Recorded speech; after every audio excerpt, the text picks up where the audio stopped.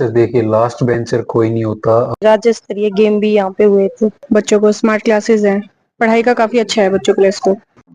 राम राम भाई साहब, मैं थाराबाई धनराज आ चुका हूँ भाई मंगावास में।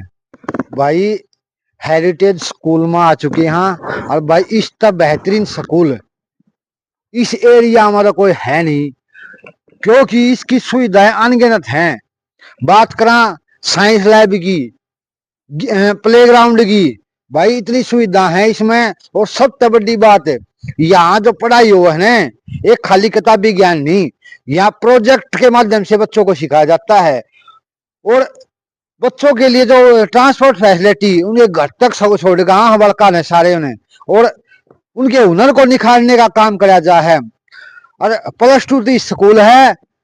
और कंपटीशन की एग्जाम की बात करा तो भाई तीसरी क्लास तय बड़का ने मिलिट्री स्कूल में, नवोदय स्कूल में इनकी तैयारी तीसरी क्लास तक शुरुआत करते हैं।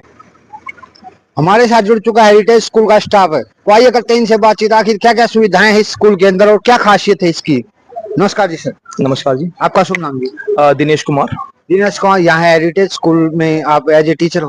जी मैं टीचर हूँ यहाँ पे। किस चीज के? इंग्लिश टीच करता हूँ सर मैं यहाँ। तो यहाँ जो सुविधाएं किस प्रकार की हैं?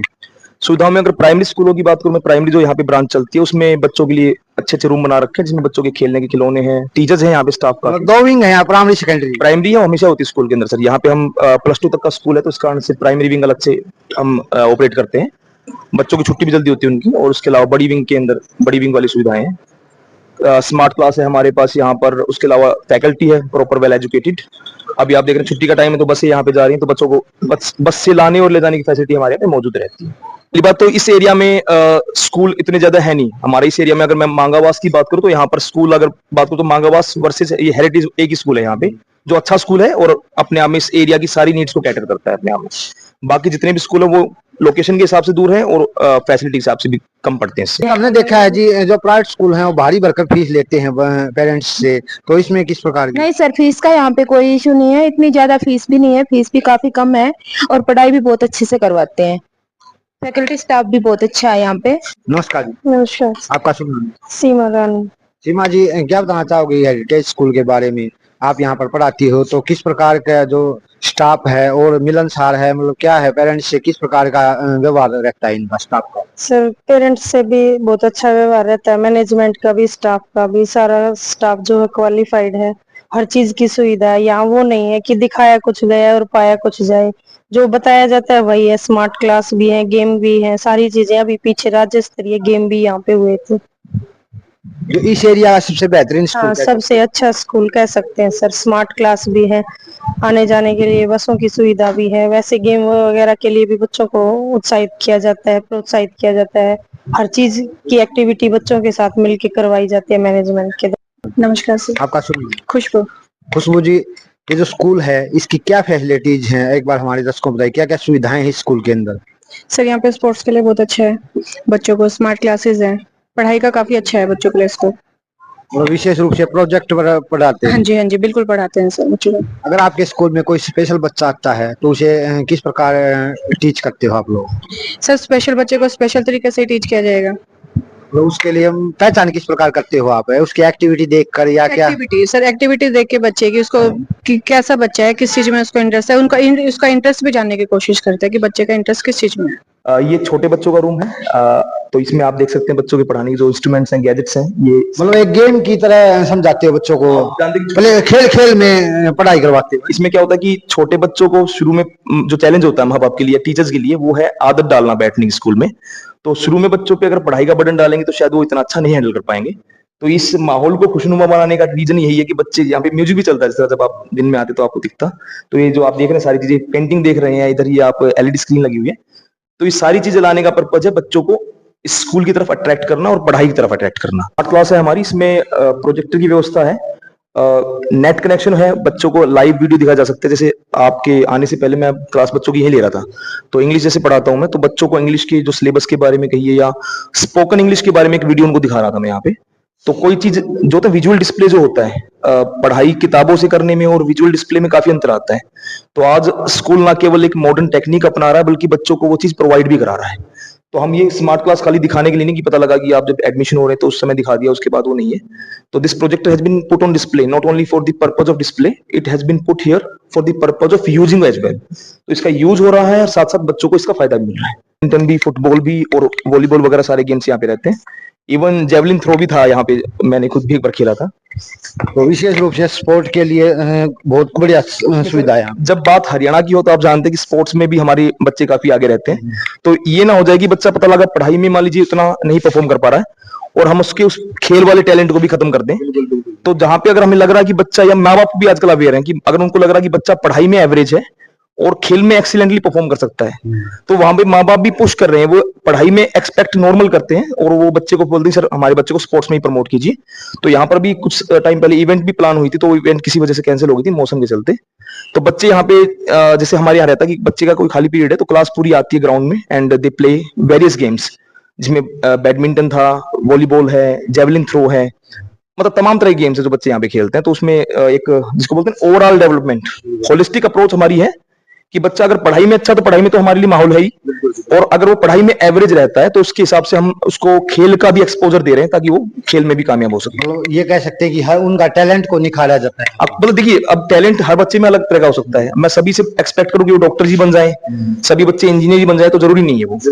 हमारे हरियाणा का तो एग्जाम्पल दुनिया दे रही है अब कि बाकी स्टेट बोल रही है भी आपके यहाँ पे बच्चे अगर खेल में अच्छे तो खेल में आगे जा रहे हैं, चाहे वो कुश्ती है, शूटिंग है। अब मनु भाकर को मैं इसलिए तो नहीं जानता कि वो 80% मार्क्स लेके आई थी, मैं जानता हूं कि वो ओलंपिक में मेडल लेके आई थी। ऐसे ही आप साक्षी मलिक की बात कर लीजिए, बाकी जितने भी खिलाड़ी यहाँ से, नीरज चोपड़ा हैं, तो वो भले ही पढ़ाई में नॉर्मल रहे हो, लेकिन अगर आज दुनिया उनको जानती है तो उसको जानती है जेवलिन थ्रोअर के तौर पे कि उन्होंने 2 कंसेक्टिव ओलंपिक में मेडल जीते और हरियाणा के साथ साथ पूरे भारत का नाम रोशन किया।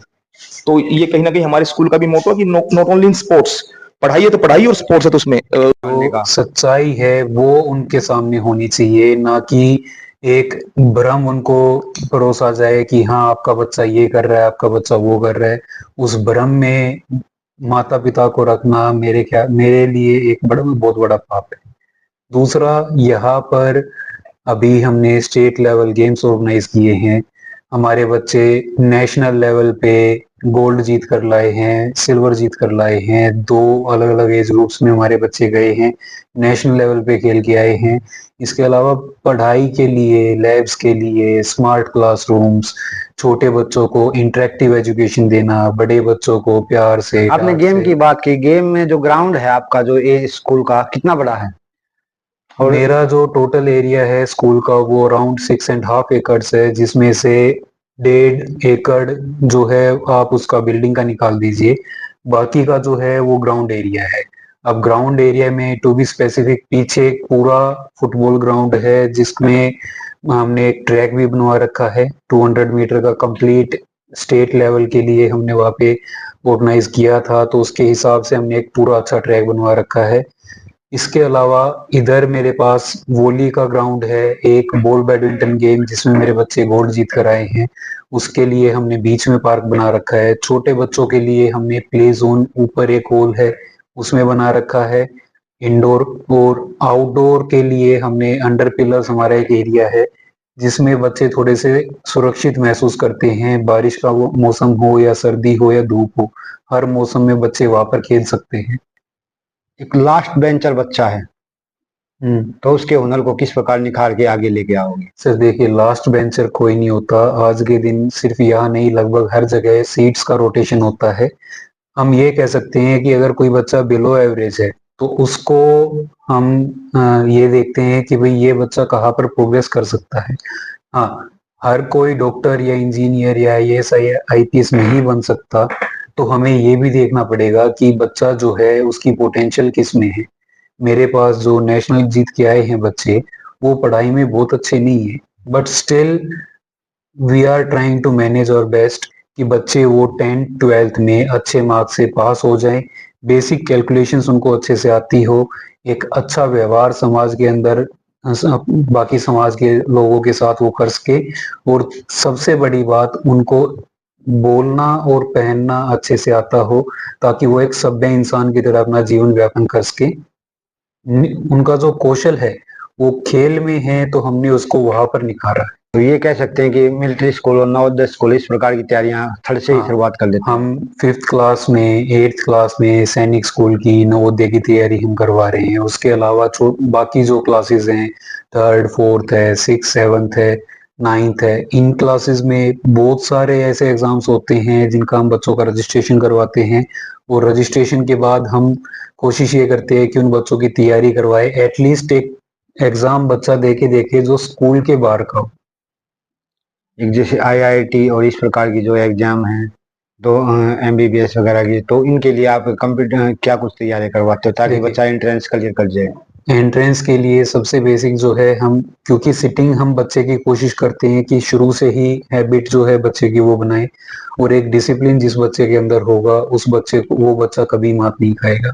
हम डिसिप्लिन लेकर आते हैं बच्चे के अंदर 9th 10th क्लास तक 11th क्लास तक जब बच्चा आता है तो उस टाइम तक बच्चे को हैबिट होती है। उसके बाद हम बच्चे को एनसीईआरटी और एनसीईआरटी के अलावा जो हमारे टीचर्स हैं वो इस लेवल के हैं कि बच्चों को गाइड कर सकते हैं, प्रॉपर गाइडेंस वो दे सकते हैं।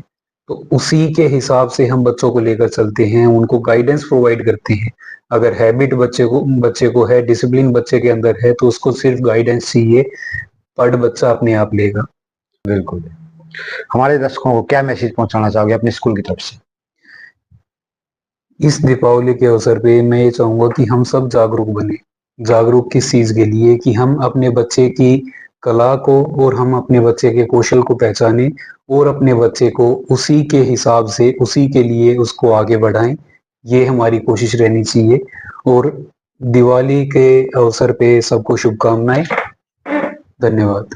जो सच्चाई है वो उनके सामने होनी चाहिए, ना कि एक भ्रम उनको परोसा जाए कि हाँ आपका बच्चा ये कर रहा है, आपका बच्चा वो कर रहा है।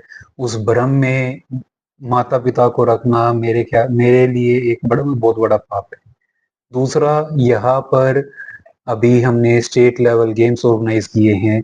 हमारे बच्चे नेशनल लेवल पे गोल्ड जीत कर लाए हैं, सिल्वर जीत कर लाए हैं। 2 अलग अलग एज ग्रुप्स में हमारे बच्चे गए हैं, नेशनल लेवल पे खेल के आए हैं। इसके अलावा पढ़ाई के लिए, लैब्स के लिए स्मार्ट क्लासरूम्स, छोटे बच्चों को इंटरेक्टिव एजुकेशन देना, बड़े बच्चों को प्यार से आपने गेम की बात की, गेम में जो ग्राउंड है आपका जो ये स्कूल का कितना बड़ा है?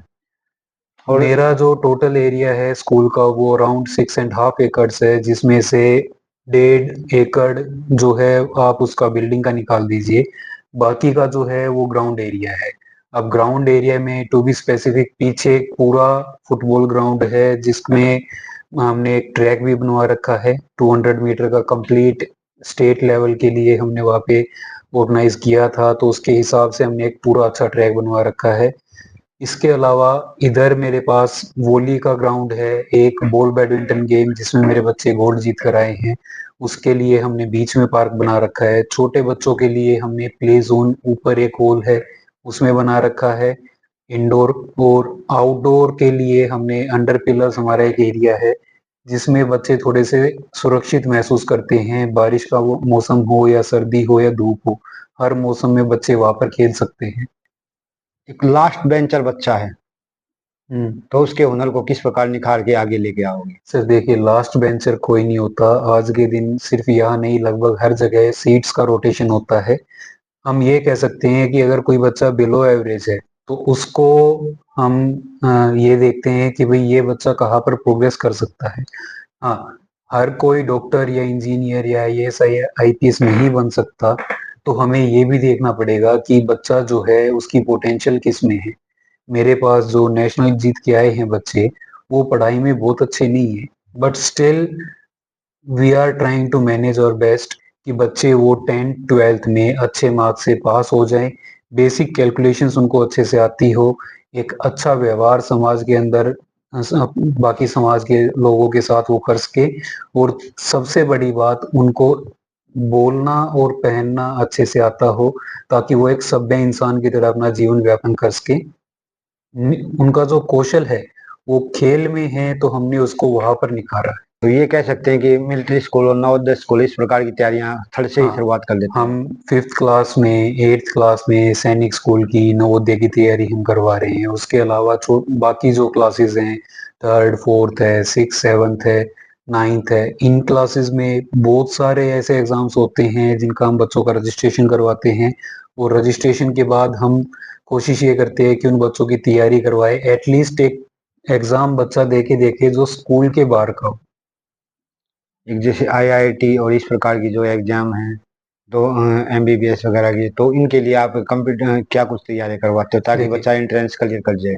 एंट्रेंस के लिए सबसे बेसिक जो है, हम क्योंकि सिटिंग हम बच्चे की कोशिश करते हैं कि शुरू से ही हैबिट जो है बच्चे की वो बनाए, और एक डिसिप्लिन जिस बच्चे के अंदर होगा उस बच्चे को वो बच्चा कभी मात नहीं खाएगा। हम डिसिप्लिन लेकर आते हैं बच्चे के अंदर 9th-10th क्लास तक, 11th क्लास तक जब बच्चा आता है तो उस टाइम तक बच्चे को हैबिट होती है। उसके बाद हम बच्चे को एनसीईआरटी और एनसीईआरटी के अलावा जो हमारे टीचर्स हैं वो इस लेवल के हैं कि बच्चों को गाइड कर सकते हैं, प्रॉपर गाइडेंस वो दे सकते हैं। तो उसी के हिसाब से हम बच्चों को लेकर चलते हैं, उनको गाइडेंस प्रोवाइड करते हैं। अगर हैबिट बच्चे को है, डिसिप्लिन बच्चे के अंदर है, तो उसको सिर्फ गाइडेंस चाहिए, पढ़ बच्चा अपने आप लेगा। बिल्कुल। हमारे दर्शकों को क्या मैसेज पहुंचाना चाहोगे अपने स्कूल की तरफ से? इस दीपावली के अवसर पे मैं ये चाहूंगा कि हम सब जागरूक बने। जागरूक किस चीज के लिए? कि हम अपने बच्चे की कला को और हम अपने बच्चे के कौशल को पहचानें और अपने बच्चे को उसी के हिसाब से, उसी के लिए उसको आगे बढ़ाएं। ये हमारी कोशिश रहनी चाहिए। और दिवाली के अवसर पे सबको शुभकामनाएं। धन्यवाद।